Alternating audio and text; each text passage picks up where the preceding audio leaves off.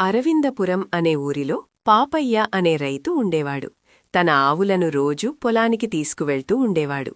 పొలం గట్టు కలుగులో ఉంటున్న ఎలుక కొన్ని పిల్లలను పెట్టింది. ఆ పిల్లలు ఒకరోజు పొలంలో గడ్డి మేస్తున్న ఆవును చూశాయి.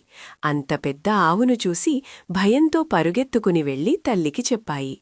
అక్కడే ఉన్న మరో ఎలుక, "ఏమిటి, నాకంటే పెద్ద జంతువా?" అని ప్రశ్నించింది. చాలా పెద్దదని ఎలుక పిల్లలు చెప్పాయి. ఆ ఎలుక కలుగుదోకిపోయి బాగా ఆహారం తినివచ్చి, "ఇప్పుడు చూడండి, మీరు చూసిన జంతువు శరీరం ఇంతకంటే పెద్దగా ఉంటుందా?" అని ప్రశ్నించింది.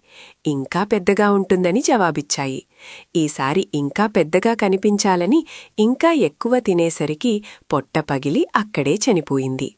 నీతి: తన తాహతుకు మించి బడాయికి పోరాదు. మీకు మా ఛానల్ నచ్చితే సబ్స్క్రైబ్ చేయండి, లైక్ చేయండి మరియు షేర్ చేయండి.